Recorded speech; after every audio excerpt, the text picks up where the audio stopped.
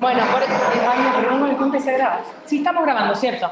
Hola a todos que están en su casa. Mi nombre es Anabel Brandoni.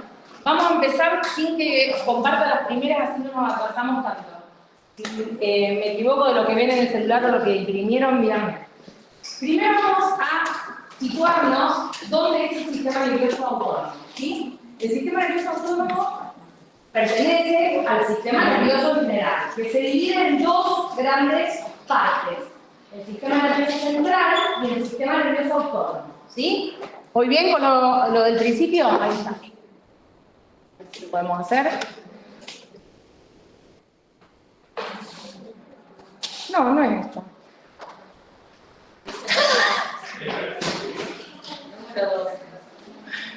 No, no es esto, chicos.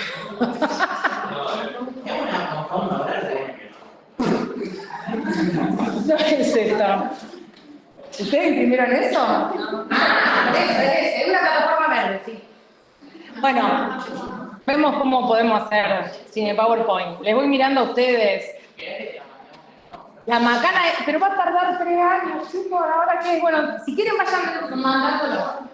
Veamos la diferencia entre el sistema nervioso autónomo y el central. El sistema nervioso central es todo lo que comprende o está dentro de lo que es la cabeza, el cráneo, ¿sí? Y el sistema nervioso periférico es todo lo que sale de la médula espinal hacia afuera, hacia los órganos periféricos. Ustedes ahí tienen bien toda la... Yo ahora les estoy diciendo con mis palabras, ¿sí? ¿Cómo va? Estos son los dos grandes sistemas. Como vamos a hablar del sistema nervioso autónomo por ahora, no vamos a hablar del sistema nervioso central. De hecho, este año no vamos a ver farmacología del sistema nervioso central, eso se va a ver el año que viene. Vamos a hablar del sistema nervioso autónomo, que a su vez se subdivide en dos sistemas.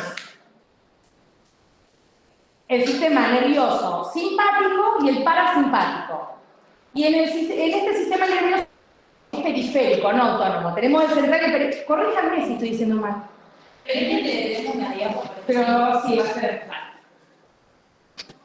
El sistema nervioso central y el periférico. El periférico, además del nervioso, ahora cuando lo estoy diciendo me estoy dando cuenta, el sistema nervioso autónomo también está dentro de esa subclasificación el sistema nervioso motor. ¿Qué es el sistema nervioso motor? Es toda la inervación que sale desde el cerebro hacia los músculos esqueléticos que nos hacen hacer, o que gracias a eso podemos hacer, los movimientos voluntarios. ¿Sí? O sea, ¿qué es el músculo esquelético? Todo el músculo que tenemos en toda la parte que conforma por fuera del esqueleto y que nos deja tener movimientos, ¿sí? Brazos, piernas, torso, cara, ¿sí? Son movimientos voluntarios y ese es el sistema nervioso somático. ¿Está? Nosotros vamos a hablar del autónomo, por el cual se realizan procesos que son involuntarios. ¿Y qué son los procesos involuntarios? ¿Qué les parece? Respirar. Si yo tuviese que pensar, tengo que inhalar, tengo que exhalar, ¿está?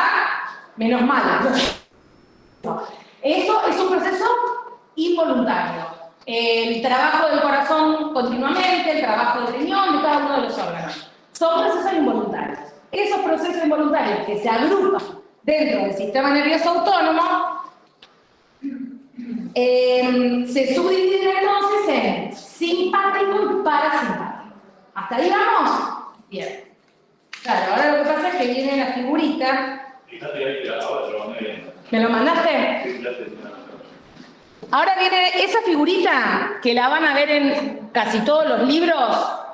Es la figurita donde la figura donde se esquematiza a los dos sistemas nerviosos autónomos, el simpático y el parasimpático, cómo están comprendidos. Perdón. Porque tienen algunas diferencias, como ustedes pueden ver en esa... No, debe estar en el... Como pueden ver en ese dibujo. ¿Qué diferencias tienen? Entonces vamos a ir parte por parte. Yo les dije...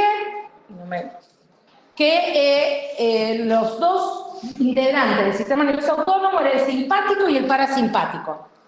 ¿Qué diferencias tienen entre ellos dos? Primero, el neurotransmisor. Vamos a ver dos lugares donde tiene que haber neurotransmisión. ¿Sí? La primera, para ambos sistemas, el neurotransmisor se comparte y es acetilcolina. Mientras que la segunda transmisión sobre los órganos efectores para el parasimpático es acetilcolina, también la conocemos como transmisión colinérgica, viene de acetilcolina. Y para el simpático, la segunda neurotransmisión es a través del neurotransmisor, el neurotransmisor es noradrenalina. Por eso se conoce como transmisión noradrenérgica. ¿Está? O sea que para el primero solo acetilcolina y para los otros dos. Para las dos primeras siempre es acetilcolina, después aparecen más dibujitos. Ahora vamos a ver si lo vemos, más figuras para que ustedes lo vean mejor.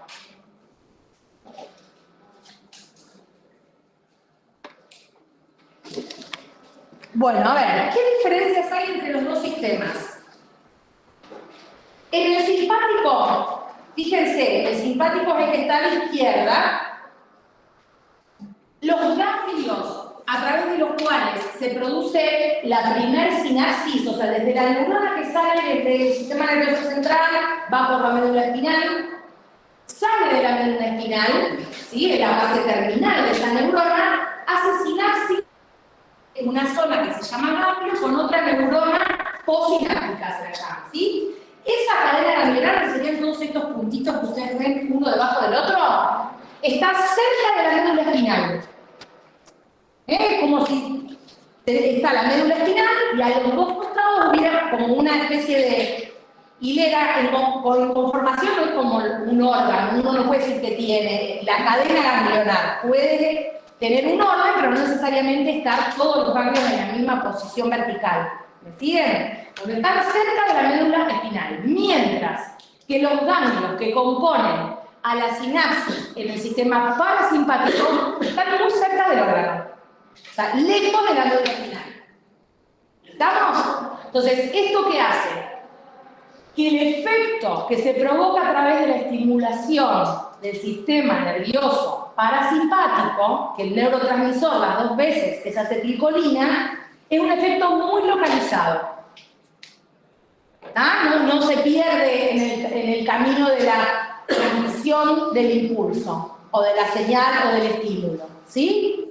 Mientras que el simpático, al estar cerca de la médula espinal y lejos de los órganos, y además tiene otra característica que a partir de una sinapsis ganglionar se generan muchas salidas postganglionares, la característica que tiene el sistema simpático es que es difusa su respuesta. ¿Está? ¿Puedo bajar o no? Otra de las cosas son, fíjense si logran entender el dibujo. No, profe, esa arriba como. Se inhabilitó la descarga. Claro, parece seguro. Ok. Ahí está. Genial, chicos. Es mal que los tengo. Otra de las cosas que difieren entre los dos y tiene que ver con esto de la localización de los ganglios respecto a la longitud de la neurona preganglionar. Cuando yo hablo de preganglionar es antes del ganglio, ¿sí? La longitud de la neurona preganglionar, si dijimos que el ganglio para el parasimpático está cerca de los órganos, ¿cómo será la longitud? Larga. A ver si yo más o menos lo puedo dibujar. Supóngase que está, y acá viene. Imagínense que la neurona tiene su cabeza, sale así, con su axón, pero para el simpático es así. Y acá tenemos el corazón, lo voy a hacer así, chicos. Y acá tenemos el ganglio. Pero acá tenemos el ganglio, y para el corazón salen un montón de otras postganglionares, y estas son las que solo le dan el efecto a él. Entonces, por eso esto es difuso y esto es localizado. La preganglionar, esto es ganglio, es una zona, no es un órgano como tal, es una zona donde hay conexión entre distintas neuronas. Esta es una neurona que tiene su cuerpo en el sistema nervioso central, mientras que esta es una neurona que tiene su cuerpo en el ganglio. Las terminales son las que van sobre los órganos. Y acá tenemos la terminal de esta neurona. ¿Sí? Entonces, estas serían las neuronas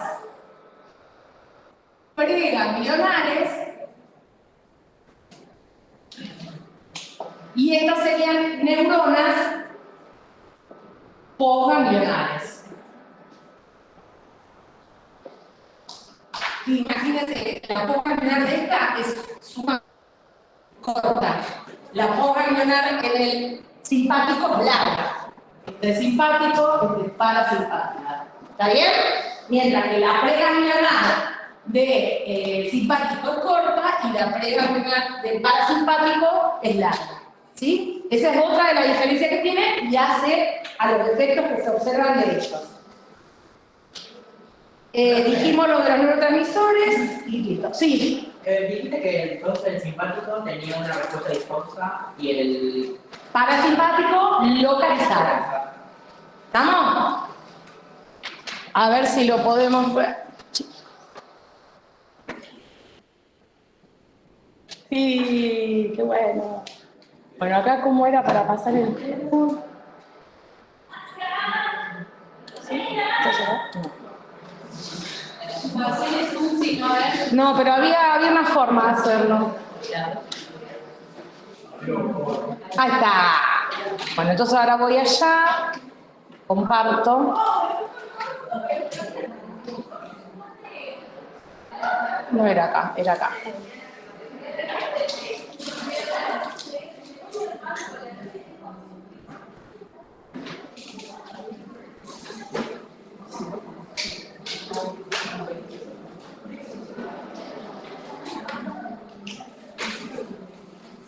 Ahora.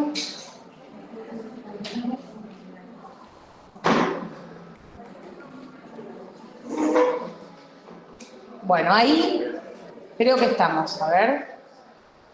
Sí, está bien. Vamos, chicos. Perdón, mil disculpas. Todo para atrás. Bueno, después vean, yo les dije así todo medio rápido y salpicado, léanlo bien, cualquier cosa me preguntan. Ah, una cosa que me quedó acá, que ahora lo veo. ¿Ven que acá habla de receptores sensoriales y nervios sensitivos y motores? Vamos a arrancar así. En fisio, ¿ustedes vieron algo del sistema nervioso autónomo? Algo me deberían seguir. ¿Se acuerdan qué diferencia hay entre los nervios sensitivos y los motores? Los nervios sensitivos, si nosotros tenemos un organismo,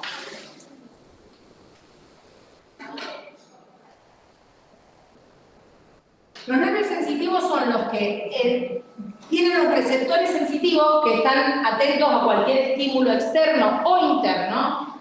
Y lo que hace, supóngase que un estímulo interno en el corazón detecta la presión arterial aumentada.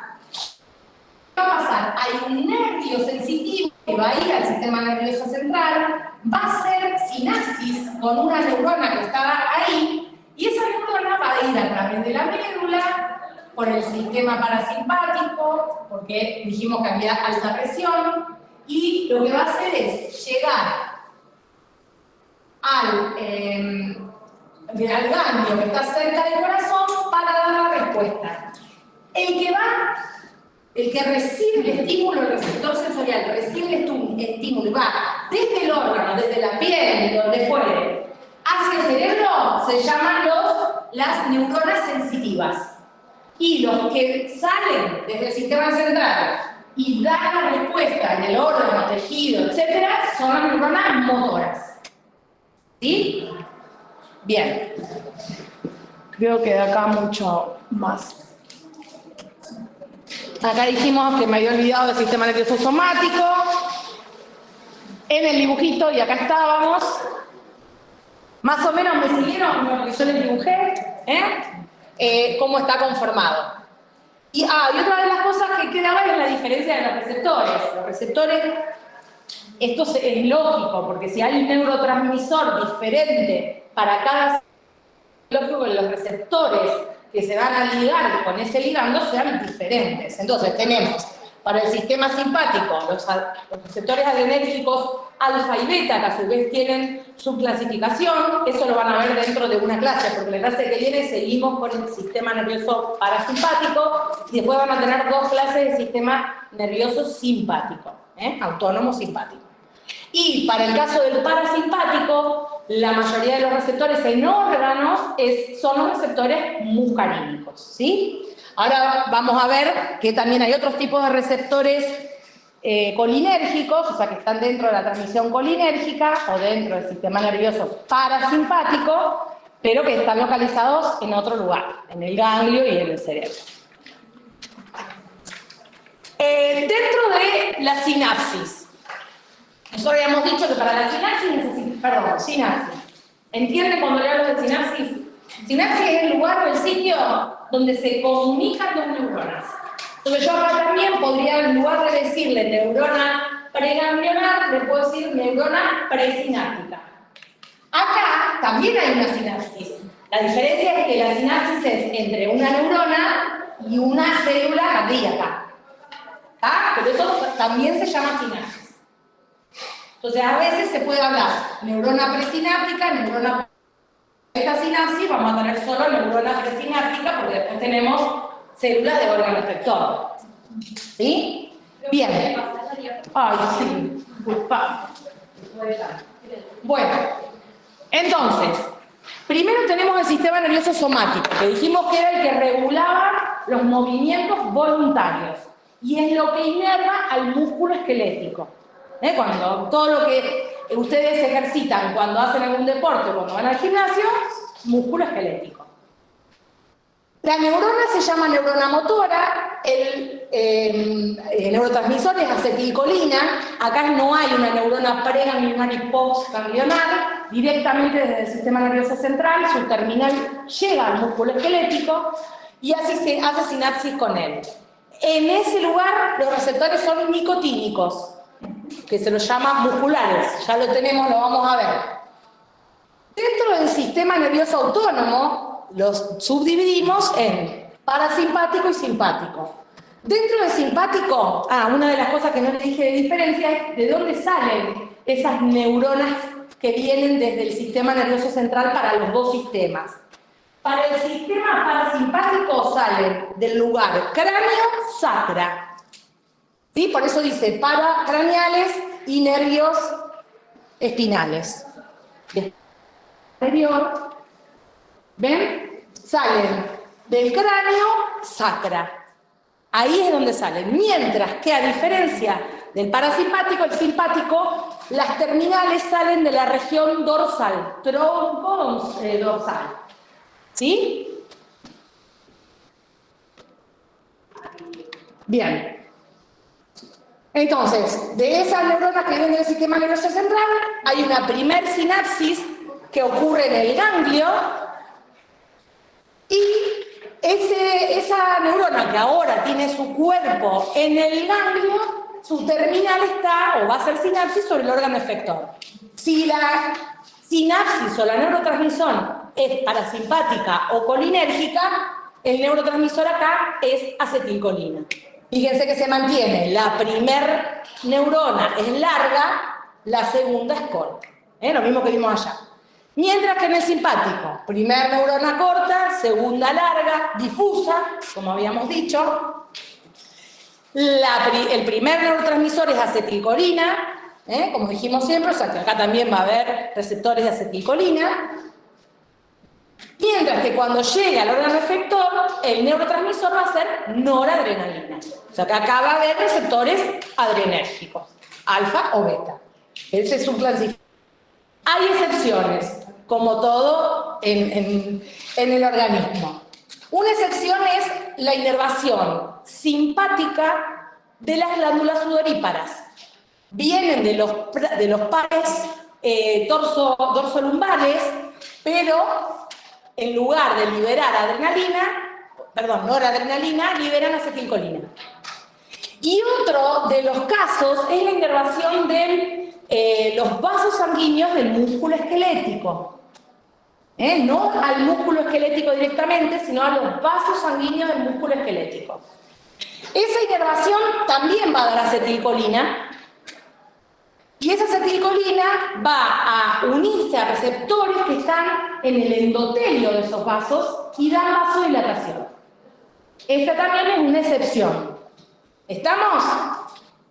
Eso es lo más complicado por ahí de entender, pero cualquier cosa después lo vemos. Yo le había hecho un dibujito, pero vamos rápido porque... vamos.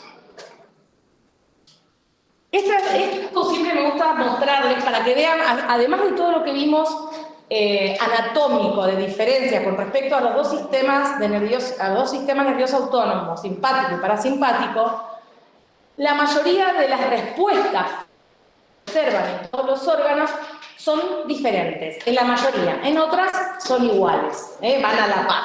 Entonces, acá les muestro que, por ejemplo, en el ojo, cuando hay estimulación simpática, cuando el sistema nervioso simpático se activa, hay contracción de uno de los músculos del ojo, relajación de otro, pero van a ver que el efecto final, ya lo vamos a ver más adelante, es acomodación para la visión cercana y miosis, ¿sí? Ya lo vamos a ver, quédense tranquilos. Mientras que acá vemos contracción de este músculo que antes relajaba, o sea, es opuesto el efecto, y acá vamos a ver, perdón, en esta vamos a ver miosis, en esta vamos a ver midriasis.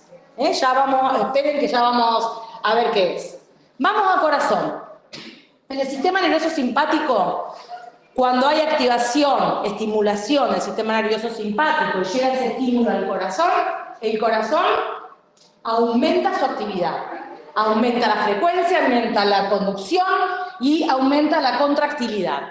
Eso lleva a aumentar el flujo sanguíneo en el organismo. Ese es el estímulo del sistema nervioso simpático, mientras que el estímulo del sistema nervioso parasimpático es inhibitorio.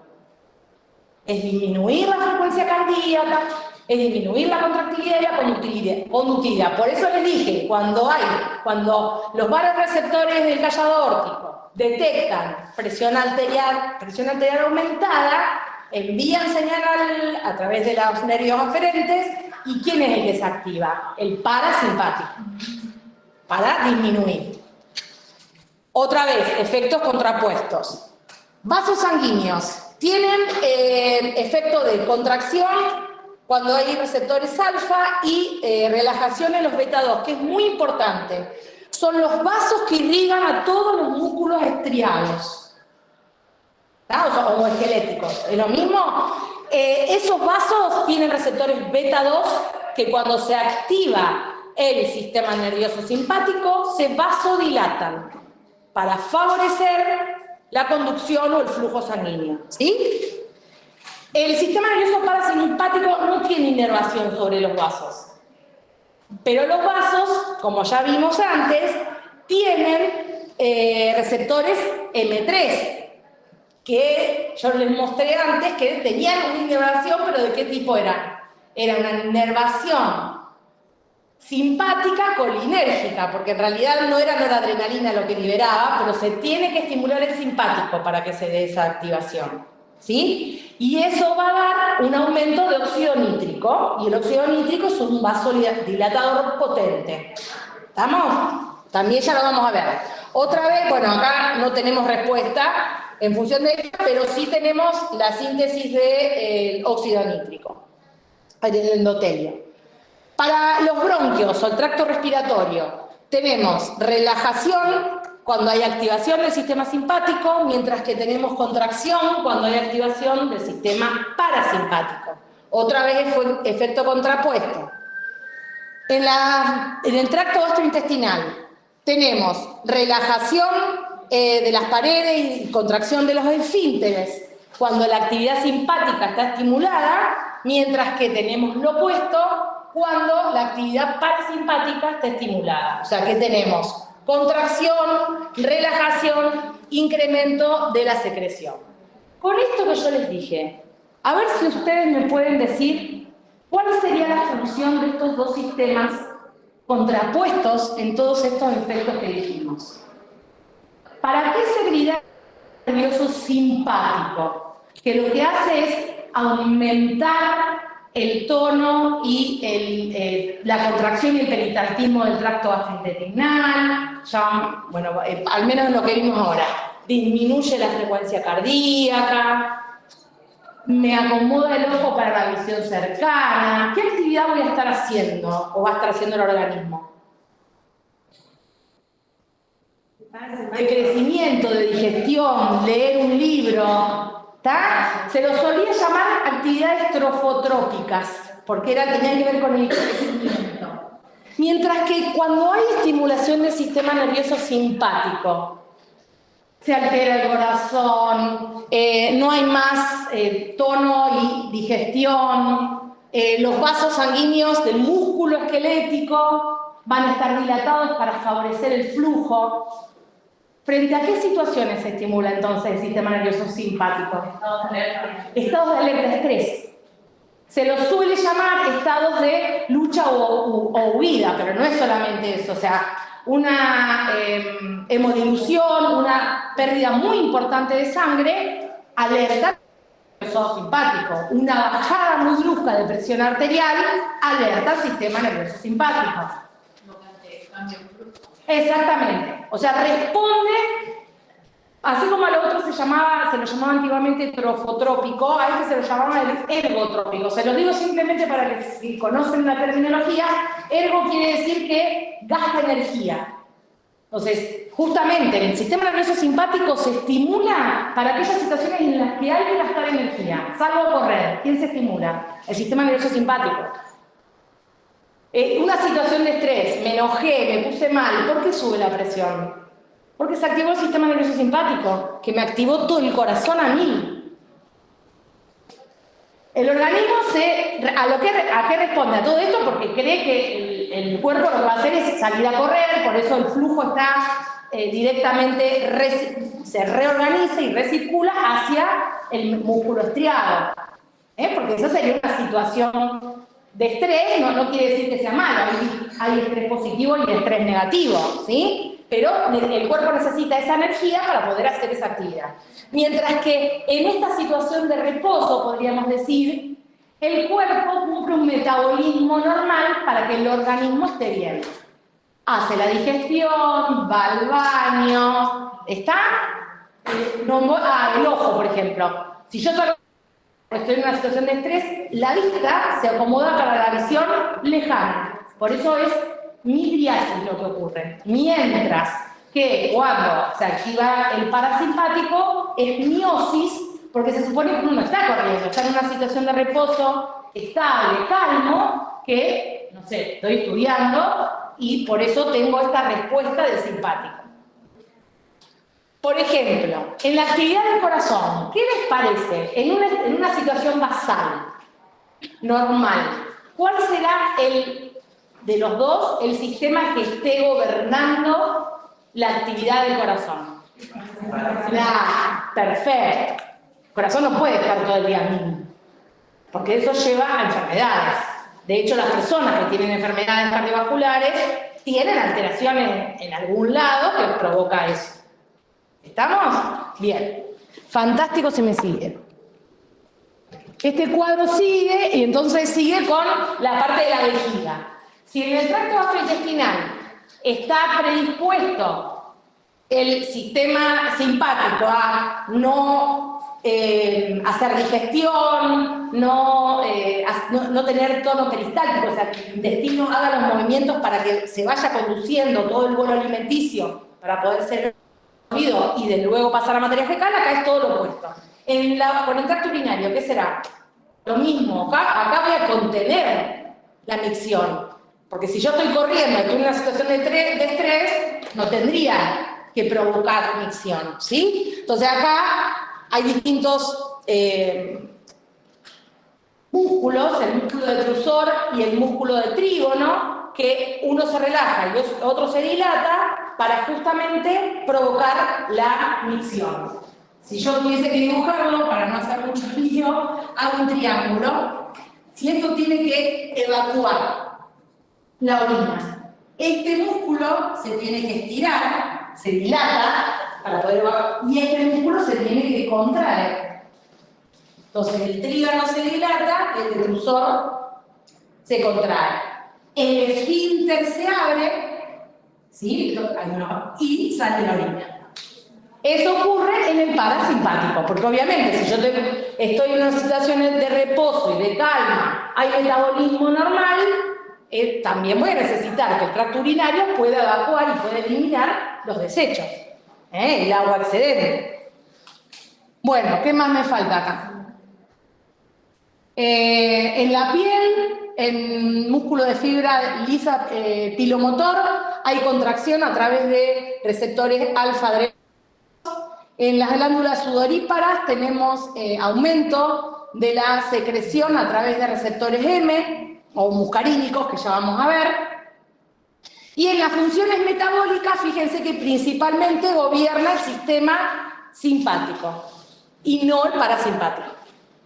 Yo les dejo todo para que vean, vieron que a veces tienen los numeritos que si logran ver que les explique algo más. Todos estos cuadros están sacados de distintos libros, pero la bibliografía está al final de todo, ¿sí? En particular quieren uno, después me preguntan cuál. Bueno, hablamos de la neurotransmisión. La neurotransmisión consta de varias etapas, pero primero vamos a definir, si es que no lo recuerdan de fisiología, lo que es un neurotransmisor. Es una molécula liberada en las terminales nerviosas que son reconocidas por receptores específicos localizados en la membrana postsináptica. ¿Quiénes existen? Los ésteres, como la acetilcolina, las aminas, como adrenalina, noradrenalina, dopamina y serotonina, aminoácidos, como la glicina, el GABA y el glutamato, neuropéptidos, como sustancia P, péptido intestinal vasoactivo. Van a ver a lo largo de esta asignatura y del año que viene que mucha de la medicación para el sistema nervioso central tiene que ver con agonizar o antagonizar los efectos de estos ligandos, de estos neurotransmisores. ¿Estamos? Esto se los dejo para que lo vean, porque está bastante claro. Son las características que tiene que tener un compuesto para ser neurotransmisor. No cualquier compuesto puede ser un neurotransmisor. Tiene que cumplir determinadas características, como ser sintetizado en el cuerpo neuronal, estar in situ. Se los dejo para que lo vean, no creo que tengan demasiado problema. Bueno, ahora sí vamos a las etapas. ¿Qué etapas hay? ¿Recuerdan de fisiología? Primero había una conducción de un estímulo que luego se propagaba y eso se llamaba transmisión. ¿Qué es lo que ocurre? Llega un potencial de acción que consiste de una carga inversa transitoria que se autopropaga sobre la membrana axónica. Eso ocurre en el sistema nervioso central. O sea, cuando el sistema nervioso central, las neuronas, el cuerpo neuronal está en el sistema nervioso central, recibió el estímulo del nervio aferente, el que vino y le dijo que había alta presión arterial. Entonces, el nervio aferente le llevó esa información a la neurona. Entonces, ese estímulo hace que se empiece a propagar este potencial de acción. ¿Cómo ocurría esto? Recuerden que las membranas, de un lado y del otro de la membrana, había una diferencia de potencial, que es negativo. Entonces, lo que ocurre es que el potencial interno va de una cifra negativa, como ven acá, a una cifra ligeramente positiva, a través del incremento de la permeabilidad del sodio. Recuerden eso, yo quiero creer que lo estoy hablando bien en fisiología, ¿esto? Porque se da la parte de electrofisiología. A mí me interesa que al menos recuerden eso. Que eso se da por un aumento de la permeabilidad del sodio en la membrana neuronal y hace que se genere esta espiga, este estímulo. Entonces, esto hace que ese estímulo se empiece a propagar a lo largo de toda la membrana, de esa neurona, ¿sí? ¿Qué es lo que pasa después? Esto se llama despolarización. Luego viene la repolarización, que es cuando se regresa a los valores de reposo al incrementar la permeabilidad de potasio. ¿Ah? Entonces, ¿y eso por qué? Recuerden, si ingresa sodio a la célula neuronal, recuerden que el sodio siempre está en las células en baja cantidad. El sodio es un ion que se encuentra en alta cantidad o en alta concentración en la circulación sanguínea, en la sangre. ¿Estamos? Mientras que el potasio es al revés. Entonces, cuando hay que intercambiarlo, vuelve toda la normalidad, el sodio va a salir y va a entrar al potasio. Y eso es lo que ocurre en la repolarización. ¿Sí? Bien, al menos eso me interesa que recuerden. Luego de que esta despolarización se vaya transmitiendo a través de la membrana, todo lo largo que sea, hasta llegar al ganglio, ¿qué es lo que va a ocurrir? Fíjense, viene la despolarización y lo que va a hacer es permitir una entrada de calcio sobre la terminal de la neurona y eso va a ser un estímulo para que las vesículas que contienen el neurotransmisor, vamos a ver que las sinapsis obviamente van a diferir entre la adrenérgica y la colinérgica, porque los neurotransmisores son distintos, entonces las vías van a ser distintas. Se une a la membrana plasmática y libera el neurotransmisor a esta zona, que ¿cómo se llama?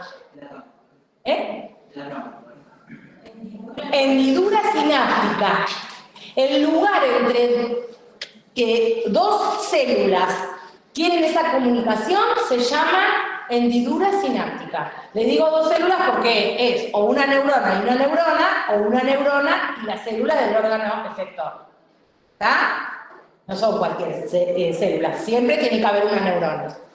Entonces, lo libera la neurona, a la hendidura sináptica, perdón. Pero ese neurotransmisor no puede estar por siempre, porque si no ese estímulo de lo que fuere va a ser por siempre. Imagínense que llegó el corazón y le dice, bueno, no, hay bradicardia, se disminuye la frecuencia cardíaca, la contracción y la conducción, pero el corazón no puede estar siempre así, porque si no, no va a poder permitir que todos los órganos tengan la cantidad de sangre que requieren para su normal funcionamiento.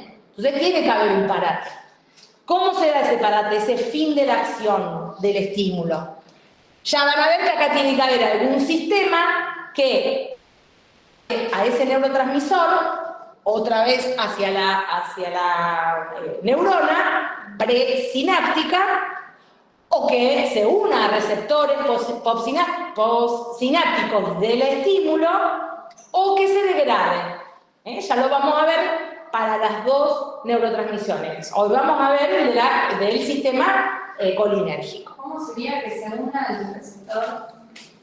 Si se une el receptor en un órgano efector, va a dar la respuesta. Claro, y una vez que da la respuesta y se libera. Y esa unión tiene un determinado tiempo y ese neurotransmisor libre en la hendidura sináptica o se degrada o se recapta en la neurona presináptica. Exactamente.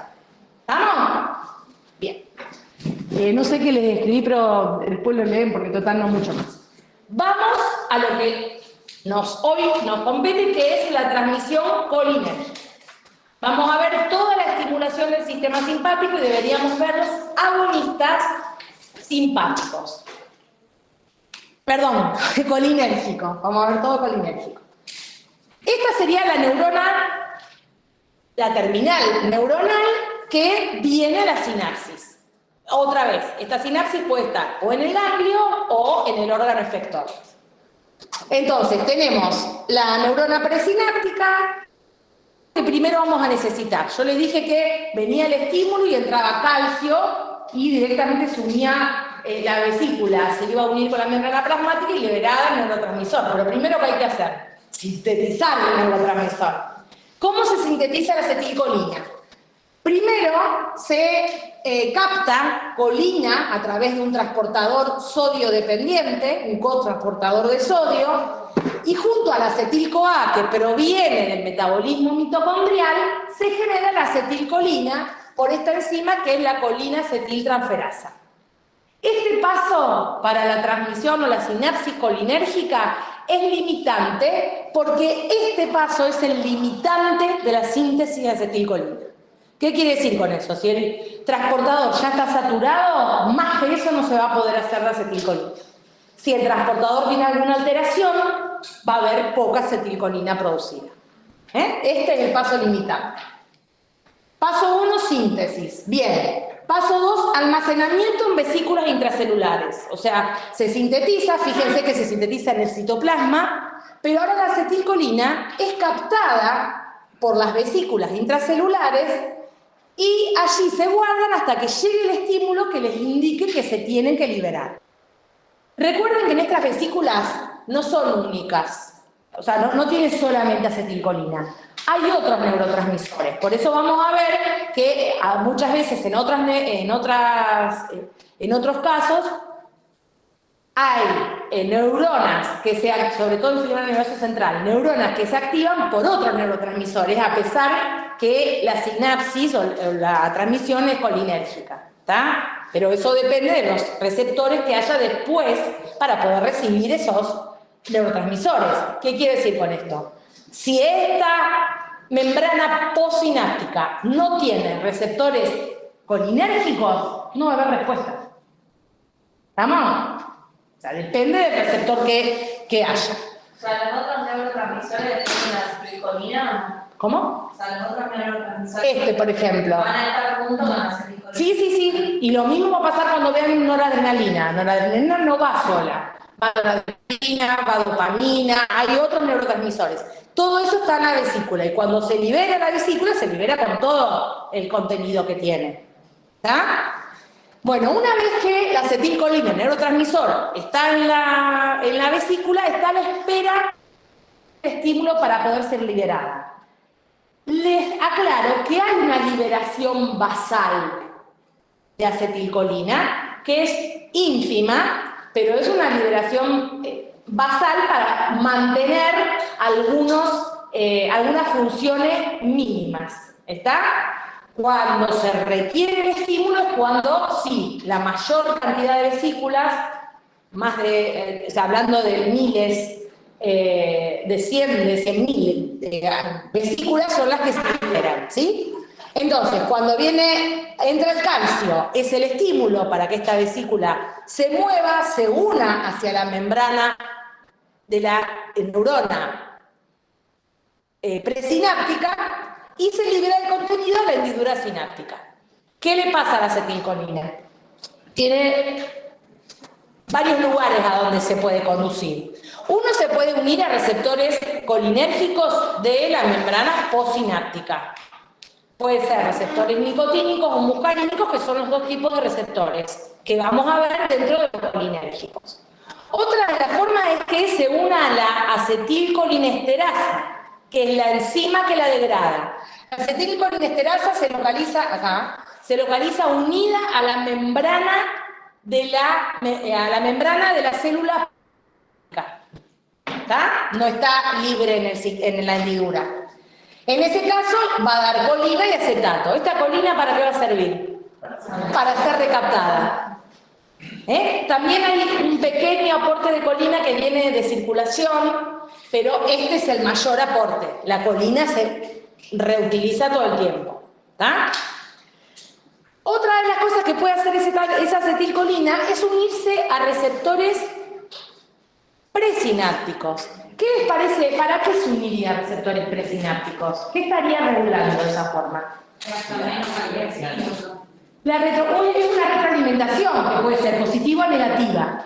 Si hay mucho estímulo, probablemente se una a los inhibitorios, y si hay poco estímulo, se una a los excitatorios. Eso va a tener que ver con la afinidad que tenga el neurotransmisor por cada receptor. Recuerden que la afinidad que tienen los neurotransmisores por los distintos receptores varía y mucho. Y eso hace a que haya una respuesta u otra en función de la cantidad de neurotransmisor que haya. ¿Está bien? Bueno, lo de los receptores, esto que ven en colorado son los compuestos que pueden bloquear cada uno de estos pasos entre la síntesis, el almacenamiento, la liberación y la disipación del neurotransmisor, que en este caso es la acetilcolina.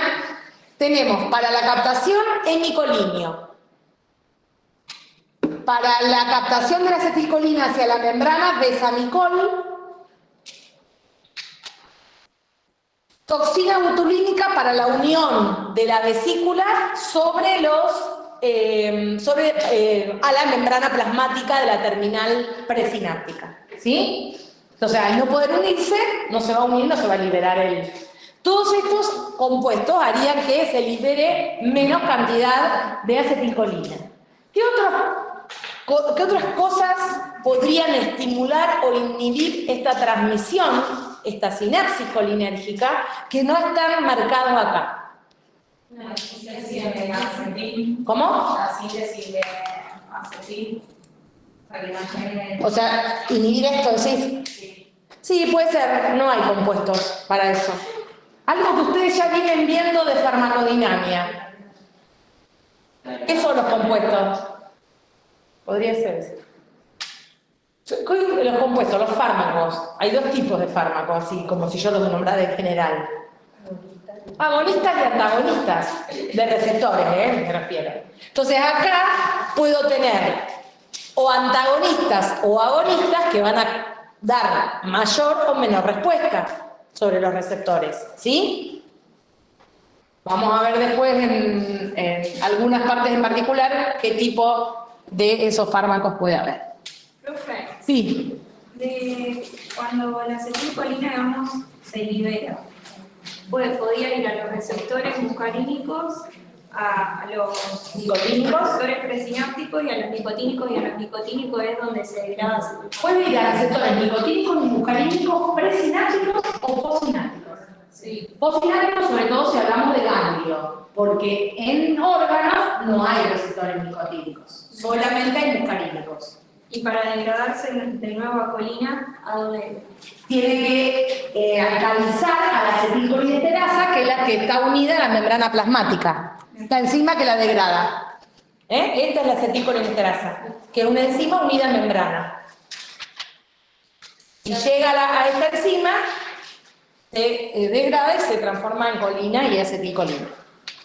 Pero tanto que vengo hablándoles de receptores, los dos tipos de receptores colinérgicos que existen. Por un lado tenemos los receptores nicotínicos, que son receptores ionotrópicos. ¿Qué eran los receptores ionotrópicos?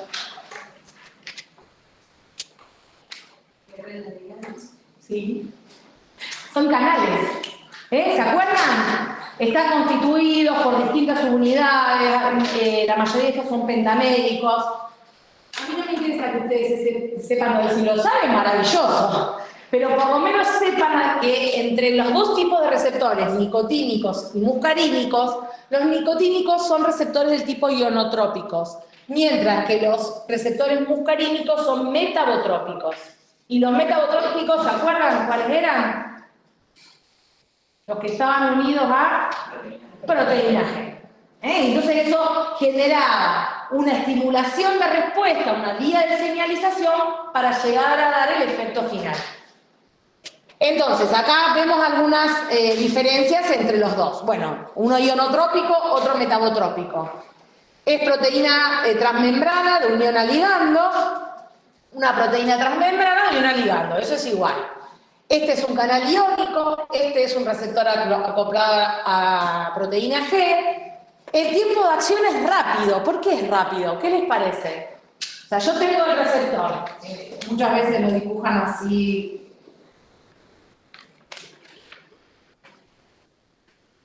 Entonces ahora viene y se une la acetilcolina. Acá. ¿Qué va a pasar? Esto se va a abrir.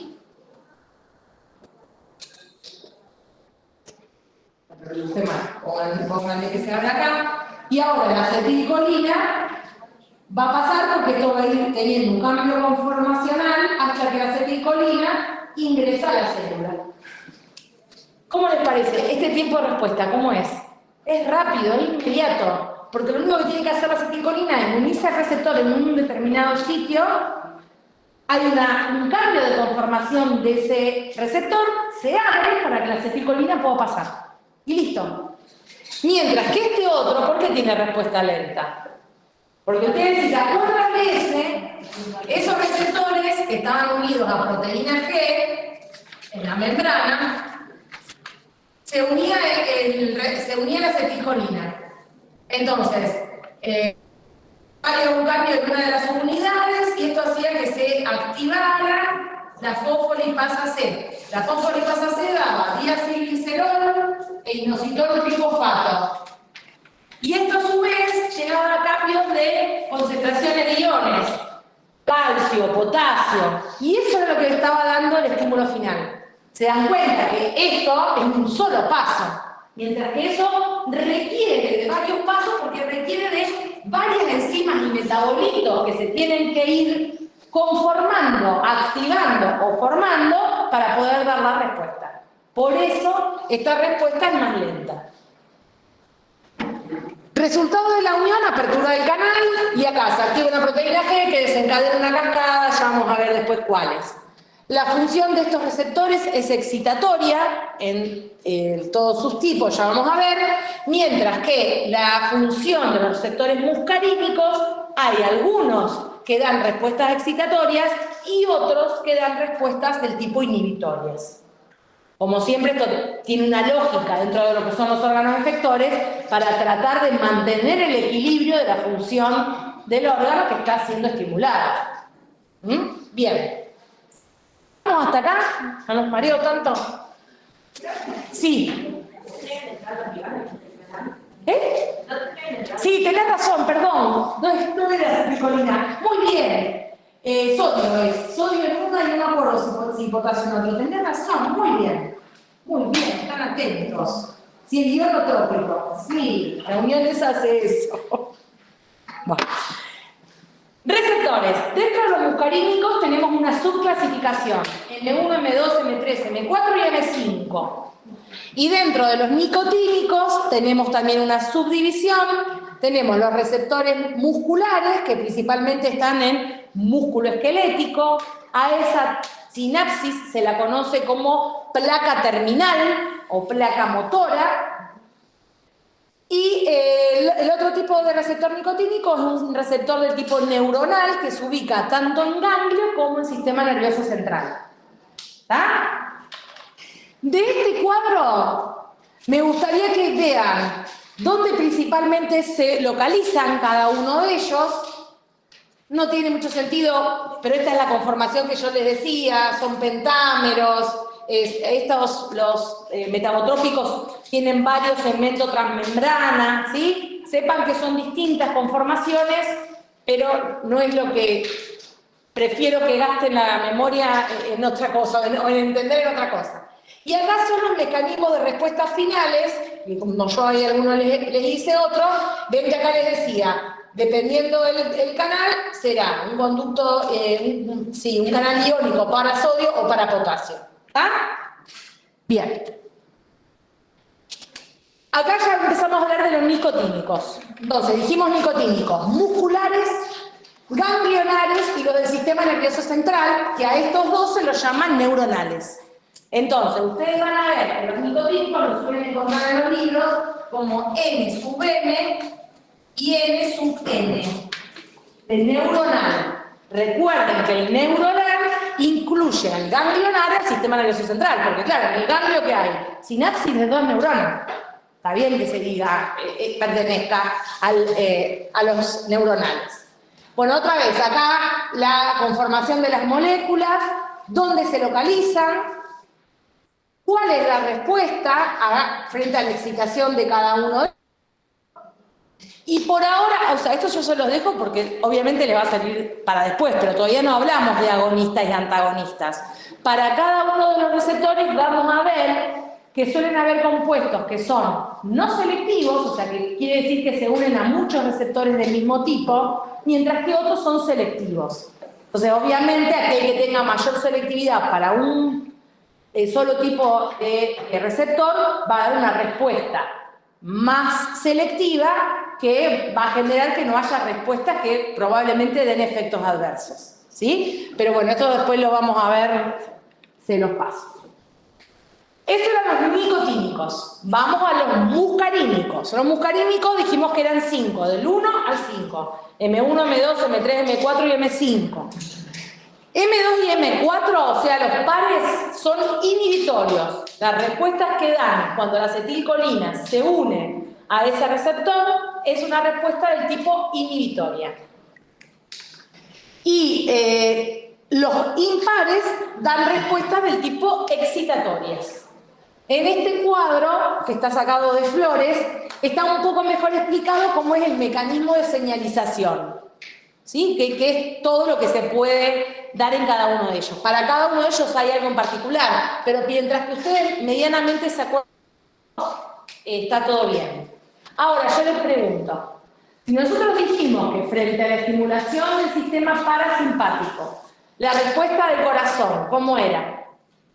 Inhibitoria, disminuía la frecuencia, disminuía la contracción, disminuía la conductividad. Eso también creo que aparece después en otra diapo, tienen otros nombres. A la disminución, al efecto sobre la frecuencia se le llama cronotrópico. Entonces, si inhibe es efecto cronotrópico negativo. Sobre la conducción, tengo que pensar. Dromotrópico, me olvidé el último. Bueno, ya se lo voy a decir. Así que eso es lo que me interesa que sepan, qué es lo que ocurre con cada uno de ellos. Ah, y el corazón que estábamos. ¿Qué tipo de receptores puede llegar a tener el corazón? Los impares. ¿Los? Los impares. Los pares. Si tiene que tener un efecto inhibitorio. Muy bien, los pares. De hecho, los receptores M2 son los que se localizan en el corazón. ¿Sí? Que dan toda esa respuesta en menos de la actividad cardíaca, cuando justamente hay un estímulo que le indica al cerebro aumento de presión, que hay algún problema particular. Bien. ¿Tener los dos receptores en un órgano? Sí. No solo los dos receptores, puede tener un montón de receptores. Y en función de qué fármaco se le da, va a estar la respuesta principal. Si no hay fármaco y la respuesta es endógena, como todo lo que venimos hablando ahora, lo que va a predominar es el efecto del receptor que más haya o que más afinidad tenga por ese neurotransmisor. En el caso del corazón, el que prevalece es el efecto de M2. ¿Está? Porque sí, se van a encontrar que cuando empiecen a leer los libros, van a decir, pero la profe me dijo M2, nada más resulta que hay M1, M2 y M3 acá. Y sí, pero el que predomina en el efecto es M2. Eso es esto de que haya diferentes receptores, por ahí es beneficioso para la farmacología, porque a lo mejor se puede diseñar un compuesto selectivo para uno de esos tipos de receptores y que haya una selectividad en el efecto que se observa. ¿Ah? Bueno, receptores entonces muscarínicos. A los M1 se los suele llamar neuronales. ¿Por qué? ¿Por qué les parece? Porque principalmente se encuentran en los ganglios y en las glándulas salivales, lagrimales y en corteza cerebral. Por eso se le obviamente, principalmente por lo de corteza cerebral y lo de los ganglios, incluidos los ganglios intramurales del estómago y también el intestino, sobre los plexos de Auerbach. Bien, entonces recordemos, en sistema nervioso o los ganglios y en glándulas. Cardíaco, M2, y sistema nervioso. Van a ver que tanto en el caso de los nicotínicos, al que habíamos dicho que teníamos musculares y neuronales, ¿cuáles son los que van a estar en el sistema nervioso central? Los neuronales. Acá todos tienen localización en el sistema nervioso central. ¿Sí? Todos. Pero además recordar que M2 principalmente tiene el corazón, M3, glándulas exócrinas, todas, las gástricas, las parietales, salivales. ¿Por qué les parece que se tendrían? M3 dijimos que era estimulatorio, ¿sí? ¿Por qué se tienen que estimular frente al estímulo colinérgico, a la neurotransmisión de acetilcolina, todas las glándulas? Porque, ¿qué dijimos? Frente al estímulo del sistema parasimpático, ¿qué es lo que se hace? ¿El organismo cómo está? El organismo está en reposo, ¿y qué va a hacer? Va a haber metabolismo, entonces necesitamos que haya toda la secreción de las glándulas exócrinas para que, si el organismo está comiendo, está ingiriendo, pueda haber una buena absorción y una buena degradación del bolo alimenticio. Yo se los digo así para que ustedes lo traten de entender y no lo estudien de memoria. Yo quiero que aprendan. Tiene una lógica de por qué está. Bueno, y además está en el músculo liso de todos los órganos. Tubo digestivo, ojo, vías respiratorias, vejiga, vasos sanguíneos y en el endotelio. En el endotelio ya lo habíamos visto que... en el músculo liso de los vasos sanguíneos, quise decir. Y en el endotelio habíamos dicho que SM3 lo que provocaba era la estimulación de la óxido nítrico sintasa, que liberaba óxido nítrico y provocaba vasodilatación. ¿Sí? En el resto de los músculos lisos que yo les nombré, que es de todos los órganos, es un M3 de tipo excitatorio. ¿Qué va a dar sobre el músculo? Contra. ¿Está? Que es lógico. Dijimos que había aumento del pericartismo y del tono intestinal. Y yo necesito que se vaya contrayendo para que, imagínense que todo el intestino que tenemos acá, que está en contra de la gravedad, tiene que ir pasando todo el bolo alimenticio hasta formar la materia fecal, que es lo que se elimina. ¿Sí? Entonces tiene que haber contracción que ayude a la movilización de toda esa sustancia. ¿Sí? En el caso de los vasos sanguíneos, yo después tengo una figurita, pero una gráfica. Los vasos sanguíneos están hechos así en dibujito.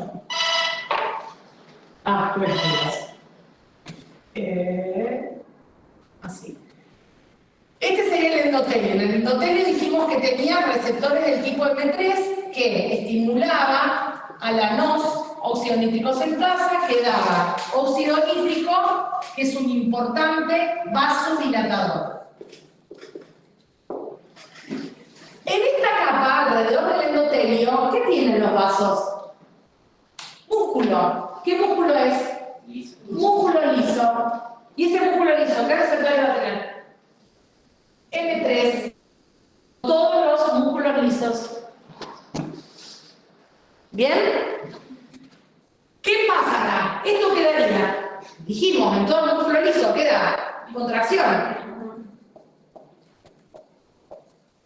Entonces, ¿por qué cuando se activa? ¿Se acuerdan que yo les conté que esta era una excepción del sistema simpático colinérgico, o la fibra colinérgica simpática, que los dos neurotransmisores eran acetilcolina y que inervaba a los vasos sanguíneos del músculo esquelético, ¿sí? En este caso va a haber contracción, pero en realidad la observación es vasodilatación porque entre estas dos respuestas, esta es la predominante. Ahora bien, en un paciente o en un vaso sanguíneo, si uno lo estuviese estudiando, pueden remover el endotelio y en un paciente sería una lesión vascular, ¿sí? Este endotelio se va. Ya no tengo más este M3, no tengo más la activación del óxido nítrico, no tengo más óxido nítrico, no hay más vasodilatación. ¿Qué ocurre? Una contracción, va a haber una vasoconstricción del músculo liso. ¿Y eso sería para la carga de sangre, por ejemplo? No, esto es un daño. Esto es un daño. Si esto ocurre, es un daño, es un problema, es una patología. Y afecta el metabolismo de la persona. Sí, no solo al metabolismo, al flujo sanguíneo. Porque es más, pensemos lo que lo dijimos antes también. Cuando se activaba el sistema nervioso simpático, lo que hacían los vasos del músculo esquelético, que es lo mismo que yo les estoy comentando ahora acá, era vasodilatación a través de la estimulación del simpático por adrenalina, porque había receptores beta 2. ¿Sí? Entonces, eso, ¿qué hacía? Al vasodilatar mejora el pasaje, el flujo sanguíneo, para la redistribución hacia el músculo. Ahora bien, si el endotelio de esos vasos no está, el endotelio de fosa no está y no tenemos esta acción, a ver, el M3 iría a favor de la respuesta del beta 2 en ese caso, ¿sí? Pero si ese endotelio no está, el problema es que voy a tener vasoconstricción. Entonces se contrapone al efecto que da el sistema simpático de vasodilatación. Pero eso es solo en el caso de que haya un daño en el endotelio, si no, no. Y No van los dos a la par. solo en el músculo liso. Eso es solo en los vasos que irrigan al músculo esquelético. O sea, y esto ocurre sobre el músculo liso del vaso sanguíneo. El músculo esquelético. Que irriga el músculo esquelético. ¿Sí? Yo sé que no es fácil. Traten de pensar, hagan dibujito. Yo hice un dibujito acá, si después le quieren sacar una foto y se lo llevan, lo veo. Creo que está medianamente bien. Bueno, ¿qué más? Las respuestas que están un poco mejor explicadas acá, y ¿qué es lo que da? La estimulación de los receptores M2, excitación en el sistema nervioso central, porque era en un lugar donde estaba, aumento de la secreción gástrica, porque recuerdan que estaba en las glándulas salivales, lagrimales, y en los ganglios intramurales del estómago, que también estimula la secreción gástrica. El M2 da inhibición cardíaca, el M3 da aumento de las secreciones gástricas, salival, contracción del músculo liso gastrointestinal, ocular, vasodilatación, micción, contracción de los músculos detrusores y trígono para dar micción, ¿sí? Entre otras cosas.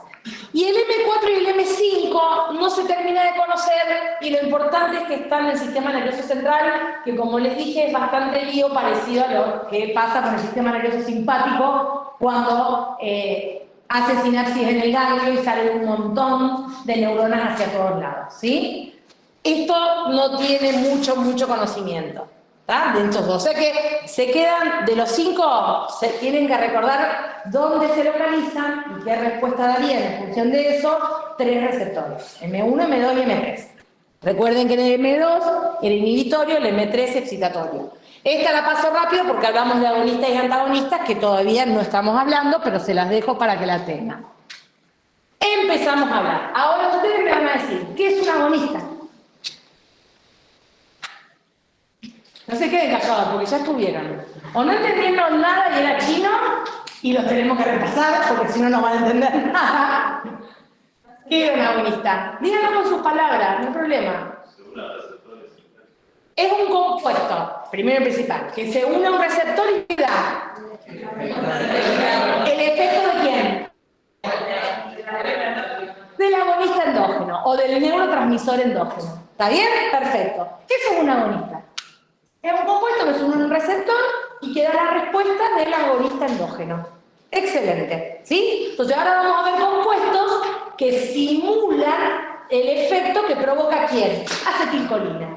Porque hablamos de agonistas colinérgicos.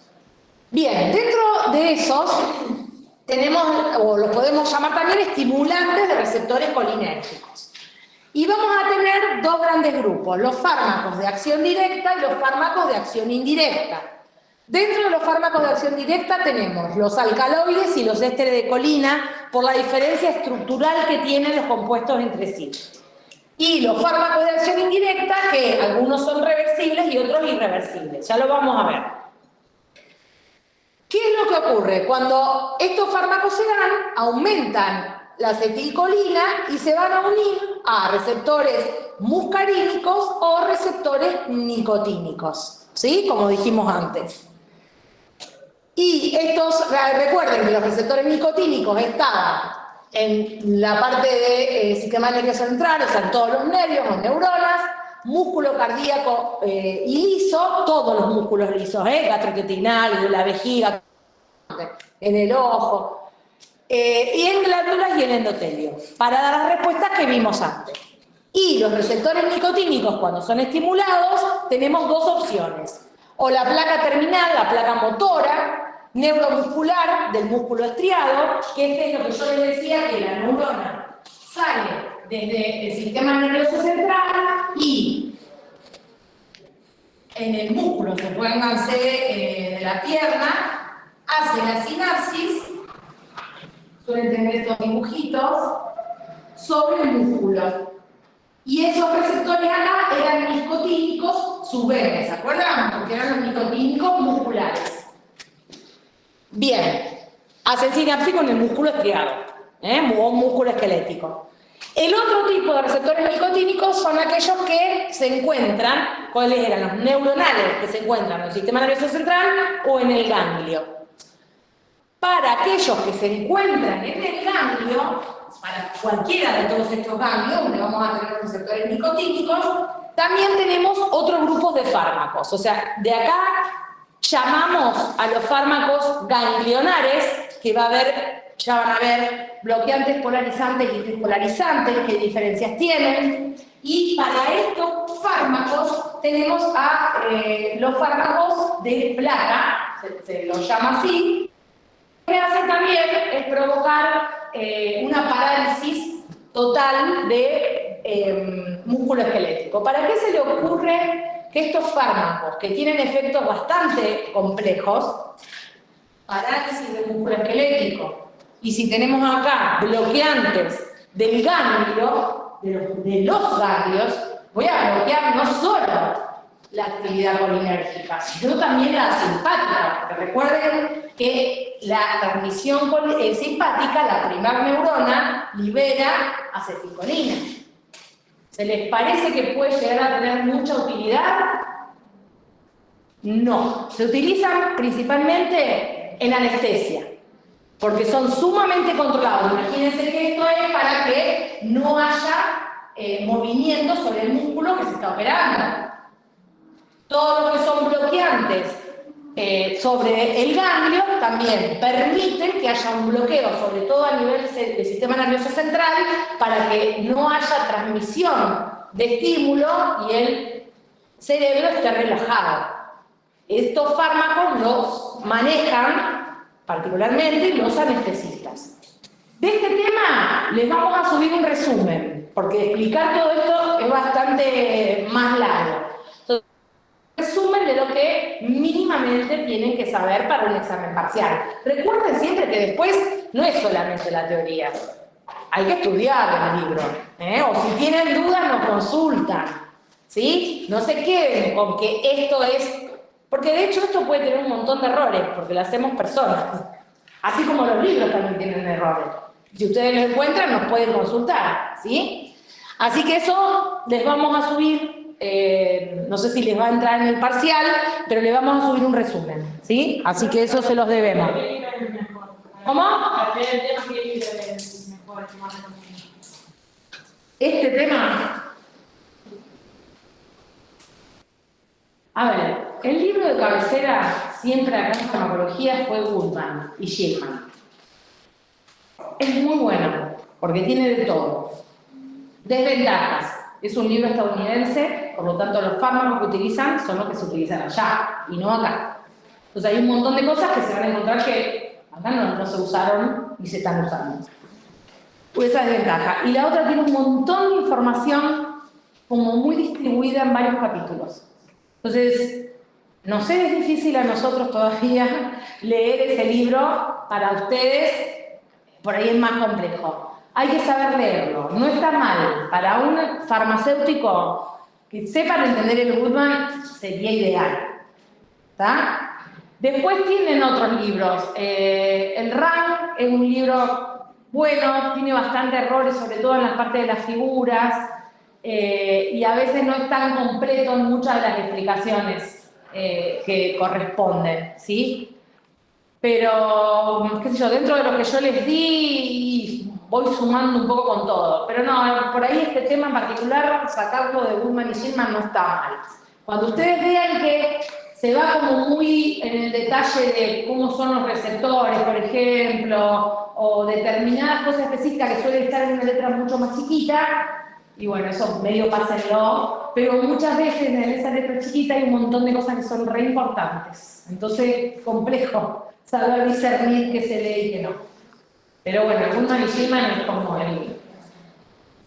Y después hay otros, yo trabajé mucho para hacer la clase con el Capsule, ahora que una edición bastante nueva, pero es como muy resumido para ustedes. O sea, está bueno para las clases porque tiene buenos gráficos, tiene bien contenido, pero por ahí para ustedes me parece que les va a faltar si hay cosas que no terminan de entender cómo es el mecanismo. El Velázquez, ¿no? El Velázquez también podría ser. El Velázquez pasa lo mismo que por ahí con el RAM, que por ahí algunas cosas más. ¿Qué diferencia tiene? El Velázquez, igual que el Flores, son editoriales españolas. También pasa que hay muchos de los fármacos que se nombran ahí que no se usan acá. Pero bueno, nosotras vamos a tratar de ir dando todas las teorías, o sea, hacer una búsqueda, siempre la búsqueda la hacemos a través de lo de ALMAT, cuáles son los fármacos que se utilizan. Y entonces dentro de todo lo que le vamos dando, y que es importante a veces que sepa la diferencia entre un fármaco y otro, decirlo, bueno, pero este fármaco, a pesar de que tiene esta diferencia con este otro, en nuestro país no se comercializa. Ahora, por eso nos parece que a veces hay algunas cosas que las tenemos que decir, porque a lo mejor el día de mañana aparece. ¿Está? Bueno, entonces estamos con esto. Vamos con los agonistas muscarínicos, ¿sí? Vamos a hablar entonces, porque los nicotínicos son los que yo les subiría ese resumen, porque serían los de placa motora, ¿sí? La placa terminal motora, y los de ganglio. Ahí son todos nicotínicos. Eso se lo subí en algún momento. Vamos a hablar de los muscarínicos, que ¿dónde están los muscarínicos? Sí, solo sí. Y además están en el sistema nervioso central. ¿Pero a dónde están además de eso? Y por eso son importantes, qué efecto dan. En los órganos. ¿Está? Son los que están en los órganos. Una pregunta con lo anterior. Sí. ¿No bloqueaban el efecto? ¿Quién? O sea, lo bloquean para anestesia, ¿no bloqueaban el efecto? Sí, pero se llaman agonistas. Después vamos a ver. Se llaman agonistas. Bien. Acetilcolina y ésteres de colina, que se acuerdan que yo les había comentado, los ejemplos carbacol, metacolina, betamecol. Otra vez, se los doy porque es lo que siempre básicamente aparece en los libros, pero la metacolina no se comercializa en Argentina actualmente. Alcaloides naturales y sus congéneres sintéticos como muscarina, pilocarpina y arecolina, también dentro de estas en Argentina pilocarpina. No me los tachen. Acuérdense, y sépanlo, porque a lo mejor al margen de eso, como tienen diferencias entre sí, podemos hacer ejercicios para el solo hecho de la parte educativa y que veamos que a lo mejor una atraviesa barrera hematocefálica no, y por eso dan distintos. Yo les aclaro que no se comercializa, pero no me los tachen, por algo se los dejo. Pero la pilocarpina no se comercializa. Sí, la única, es la única que se comercializa, la pilocarpina. Y después tenemos los de acción indirecta. Los de acción indirecta, agonistas de acción indirecta, son los que inhiben a la acetilcolinesterasa. Entonces, ¿por qué son de acción indirecta? Porque en realidad no se unen al receptor y mimetizan el efecto neurotransmisor, sino que al inhibir a la enzima que la degrada, hace que la acetilcolina esté más tiempo disponible para usar sus receptores. ¿Me entendieron eso? Genial. Vamos. ¿Qué hora es? Porque me van a echar, ya me veo. Es la enzima que degrada la acetilcolina. No es receptor. Igual se llama agonista. Es agonista porque en realidad la respuesta que da la inhibición de la acetilcolinesterasa, los compuestos en realidad que inhiben la acetilcolinesterasa, hacen que aumente la cantidad de acetilcolina disponible para que se unan sus receptores. Y por eso es agonista. Es indirecto porque ese aumento del neurotransmisor está dado por inhibición de la acetilcolinesterasa. Exactamente, no es directo sobre el receptor. Muy bien. Acción directa. Esta, vamos a pasar rápido algunas cosas, porque si no, no vamos a llegar. Están los diferentes compuestos, que ya les dije, algunos se utilizan y otros no, en Argentina, por las diferencias estructurales que tienen, como puede ser el agregado del radical metilo, o el cambio del radical carbamilo por el acetilo, hace que tengan diferencias entre ellos. ¿Sí? Entonces, fíjense, estos que tienen tanto metacolina como betamecol, que tienen el agregado del radical metilo, espérate, tienen poca unión a los receptores nicotínicos.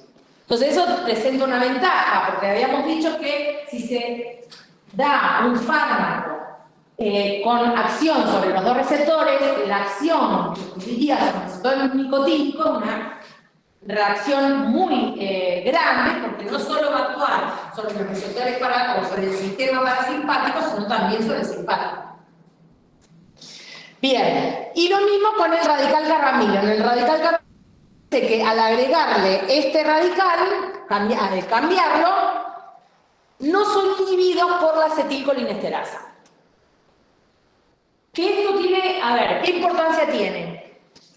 Además de la acetilcolinesterasa, hay otra pseudocolinesterasa que se denomina butililcolinesterasa, que se localiza en la sangre, en los glóbulos rojos y en otras células, que entonces cualquier compuesto administrado por vía oral o vía parenteral va a hacer que sean degradados.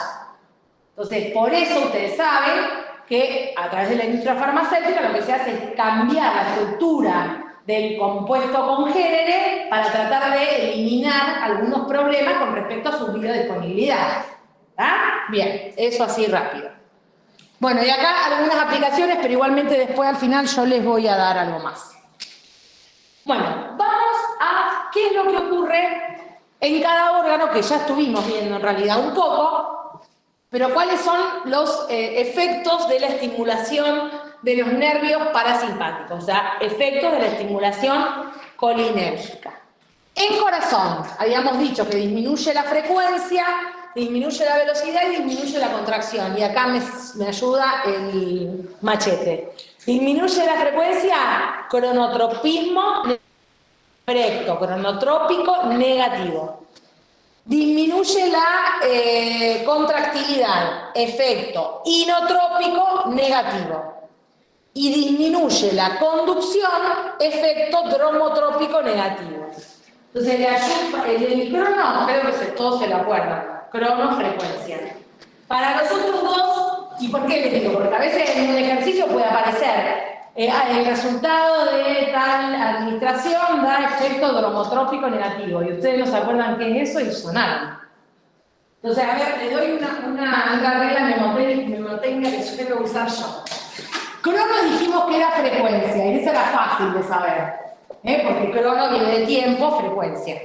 Para los otros dos teníamos dromotrópico y inotrópico. Si vamos en orden alfabético, ¿qué tendría que estar acá? ¿Conducción o contractilidad?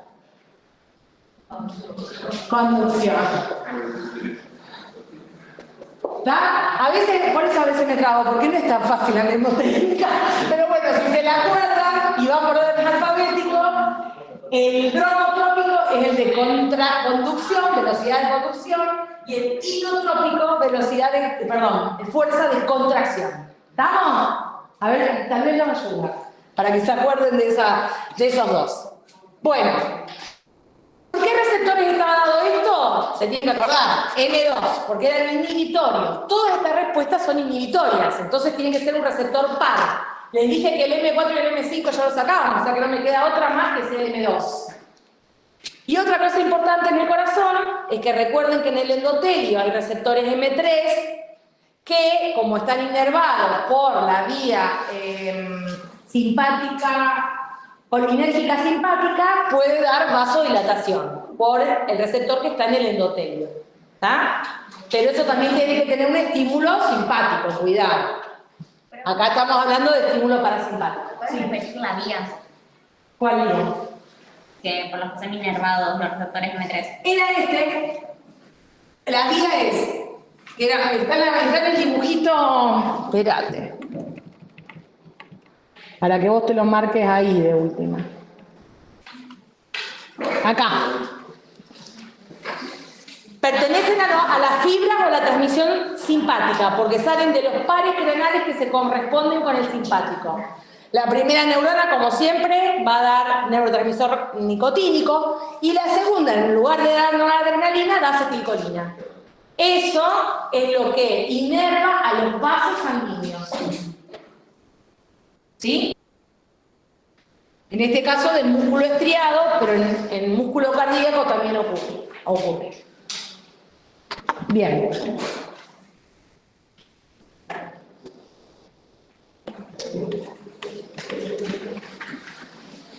Acá está, este dibujito les quise hacer antes de la vena, pero bueno, para que recuerden que no es solo un tubito. Digamos, tienen el endotelio y a su vez tienen las capas de músculo liso que conforman al vaso y luego otra capa más que es la capa de membrana que sostiene al vaso sanguíneo, ¿sí? Eso lo tienen que recordar de Morpho probablemente.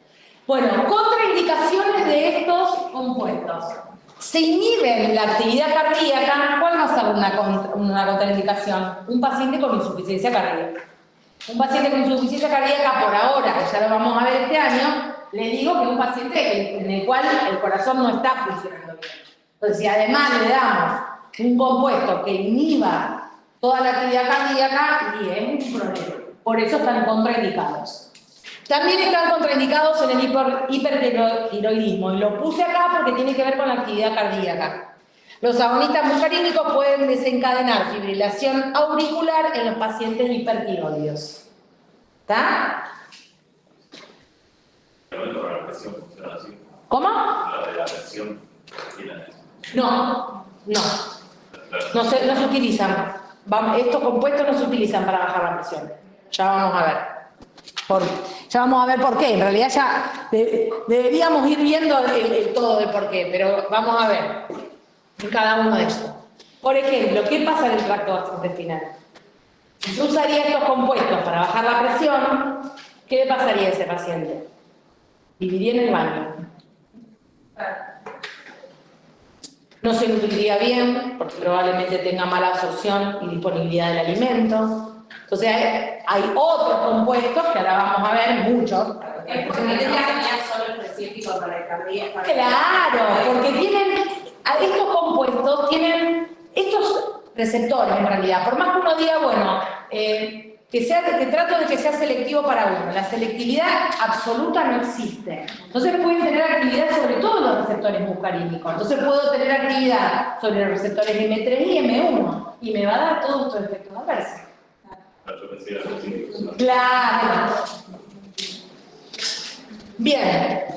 En el estómago estimula el peristaltismo y las secreciones, por lo tanto la contraindicación ¿cuál sería? Úlcera péptica, porque en la úlcera péptica ¿qué pasa? ¿Qué hay? ¿Aumento de qué? La secreción gástrica, aumento de acidez gástrica. Entonces, si estos compuestos justamente estimulan esa secreción, contraindicado, recuerden que contraindicado es que no se le puede dar. Otra cosa es aconsejar dar a un grupo de pacientes controlándolo. Contraindicado es que no se puede administrar, porque ya se sabe que hay consecuencias malas, ¿sí? En el intestino aumenta el tono, la amplitud de las contracciones peristálticas y relaja los esfínteres. ¿Para qué? Para que haya un buen movimiento del bolo alimenticio, la formación de heces y la eliminación de las heces. ¿Qué receptores son los que principalmente están en tracto gastrointestinal? Principalmente los M3, que recuerden que estaban en glándulas y en músculo liso. Músculo liso de estómago, intestino, ¿sí? Que provocan las contracciones para que el intestino pueda ejercer su función. Bueno, hay una intensificación de la motilidad, relajación de esfínteres, estimulación de la secreción. ¿Qué efectos se van a ver? Náuseas, vómitos, cólicos abdominales y diarrea. Sí, se espera ver todo eso con esto. Los fármacos que sean agonistas muscarínicos y que no logren una selectividad o especificidad, mejor dicho, bien concreta sobre este receptor, no se podrían utilizar, porque estos efectos son totalmente probables de que ocurran. Pasamos al tracto urinario. Tenemos contracción del músculo detrusor y relajación de trígonos y esfínteres. También en las vías urinarias aumenta el peristaltismo de la ureteral. ¿Qué es el peristaltismo ureteral? ¿Dónde vendrá lo ureteral? De los uréteres. Entonces hace que los uréteres, así como logran contener toda la orina que se va formando en cada uno de los riñones, lo ayudan con ese movimiento de peristaltismo, como hace el intestino, a que la orina baje hacia la vejiga. ¿Está? Cuando obviamente hay un estímulo del sistema parasimpático. Bueno, ahí está dibujado qué es lo que ocurre, dijimos, se favorece la micción. En este estado de reposo o de metabolismo que tiene la estimulación parasimpática. Tracto respiratorio, músculo bronquial, contracción. Y recuerden, es músculo bronquial, porque es simplemente broncoconstricción. Y no es lo mismo, que recuerden que los receptores están sobre el músculo bronquial, se provoca una contracción y a eso uno lo llama broncoconstricción, ¿sí? Y además hay una estimulación de las glándulas bronquiales. Entonces, está dado por receptores M3, yo les pregunto, ¿esto será bueno? Y no, ¿por qué? ¿Qué va a haber? Va a haber una disnea, va a haber una agitación en ese paciente, no está respirando bien. Entonces, si yo les tuviera que decir, ¿qué tipo de fármacos muscarínicos sí tendrían utilidad sobre el tracto urinario? Sobre el tracto respiratorio. ¿Los? Tienen receptores M3 y pasa esto. Entonces yo tengo que dar un fármaco. ¿Qué fármaco doy? ¿Agonista o antagonista? Antagonista muscarínico. Y ya vamos a ver que se recontra usan. Hipratropio y tiotropio se usan por vía inhalatoria a través de PAF. ¿Y qué van a hacer? Como no dejan que haya una respuesta del sistema simpático, el bronquio se dilata. Hay broncodilatación. ¿Está? Acá no sería efectivo que esto ocurra. Obviamente, ¿en quién están también contraindicados los agonistas muscarínicos? En pacientes con asma, que ya tienen una patología de base sobre el sistema respiratorio, no podés además provocarle otro estímulo malo. En glándulas dijimos que todas las glándulas tenían aumento de secreción por estímulo del sistema parasimpático dado por receptores M3, ¿sí? Que también tenía que ver con el aumento de la digestión. ¿Qué hora es? Pucha. Bueno.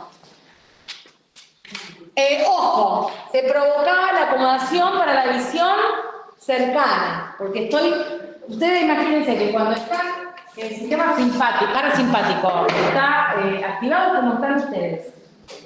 ¿Sí? Están tranquilos, hay metabolismo, a lo mejor tomaron mucho agua, la vejiga se está llenando de líquido, dentro de un rato van a orinar, ¿está? Necesitan que los ojos estén preparados para leer lo que ustedes están escribiendo. ¿Sí? Bien. Bueno, y ahí es todo lo que ocurre. El músculo esfinteriano se contrae y da miosis, y el músculo ciliar se contrae para acomodarse para visión cercana. La pupila se contrae, se vuelve chiquitita. Los midriáticos, que son los que daría el sistema simpático, se usan, pero van a ver que en realidad son antagonistas muscarínicos, ya vamos a ver, para provocar el fondo de ojo, porque la pupila se agranda, al contrario de esto. Bueno, contracción del músculo ciliar, acomodación para vista cercana, contracción del esfínter, miosis, facilita el drenaje de humor acuoso, ya que disminuye la presión intraocular. O sea que esto tiene algo de positivo, se puede utilizar en una patología del ojo, que es el glaucoma, donde hay un aumento de la presión intraocular, ¿sí? Sistema nervioso central son estimulantes. Todos los efectos, recuerden que ahí sí tenemos desde el M1 al M5, los efectos que se observan son estimulantes. Y ahora vamos a verlos un poquito mejor, después cuando veamos en realidad los indirectos. Bueno, características de estos compuestos. Habíamos hablado de los ésteres de colina, que no tienen buena absorción por vía oral y se hidrolizan en el tubo digestivo. ¿Por qué les parece que se pueden hidrolizar? ¿Qué puede haber en el tubo digestivo? En el sistema circulatorio, en la sangre, las colinesterasas, que los hidrolizan.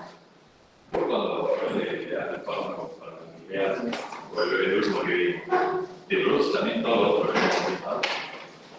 Por eso lo van a ver que en particular en estos compuestos no se los utiliza por vía parenteral o por vía oral para que esa distribución sea masiva. Se los utiliza en forma de colirios para solamente dar el efecto en el ojo. Que si bien algo se puede absorber, no es tanto como si se administrara a través de otra vía. ¿Estamos? Bueno, la velocidad de hidrólisis depende de la resistencia a la colinesterasa, sin embargo, la absorción intestinal del betanicol es suficiente para producir los efectos generales. Por eso el betanicol, a pesar de que se puede hidrolizar por butiricolinesterasa, igualmente se absorbe y de hecho se utiliza así. Es el betanicol uno de los pocos. Efectos, se eliminan rápidamente por vía renal. Efectos adversos, fíjense, contrólenlo en su casa. Todos los efectos que provoca el sistema, la activación del sistema nervioso parasimpático. Es lógico. Se lo fui dejando puntuado en función de los órganos. O sea, todo esto sería tracto gastrointestinal, esto es secreción, sudoración, tracto urinario, tracto respiratorio, corazón. Y acá están los usos. Fíjense, son 3. Los usos es como miótico, es un potente agente colinérgico que produce contracción del iris y el cuerpo ciliar, lo que resulta en la reducción de la presión intraocular. El betanicol tiene selectividad gastrointestinal y urinaria, pero principalmente se lo está utilizando sobre el tracto genitourinario porque para lo que es toda la selectividad o acción gastrointestinal, ahora hay otros medicamentos que pueden revertir esas situaciones en un paciente y que tienen obviamente menos efectos adversos.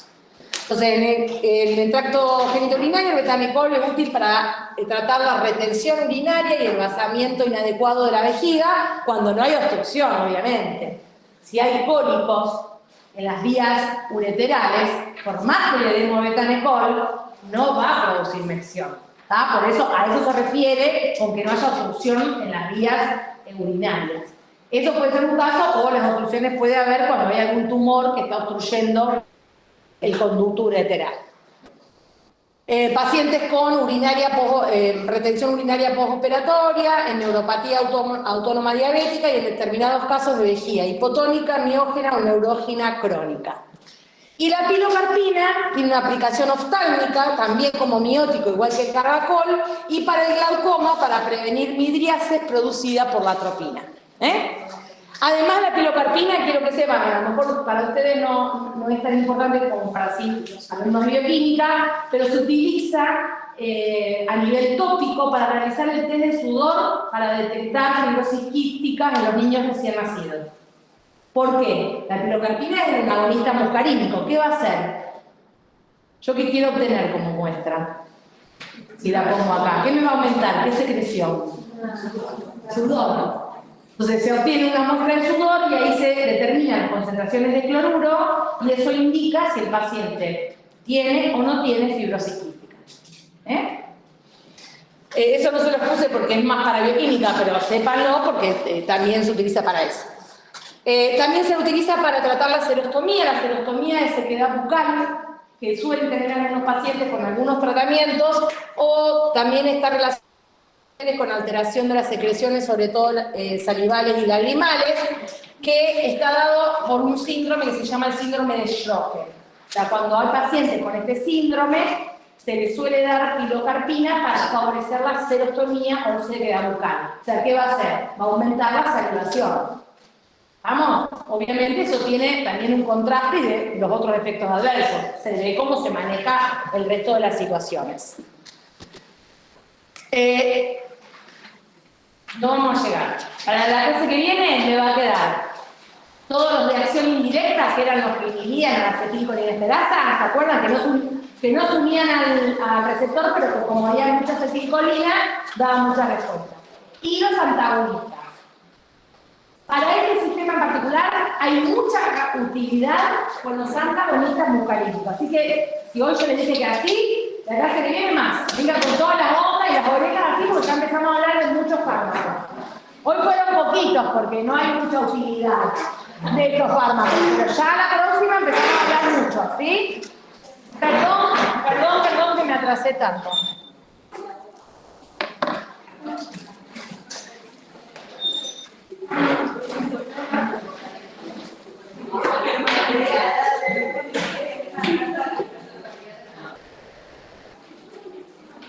¿Alguna foto de esto? Ay, sí, que lo había dicho, no está muy prolijo, pero dale.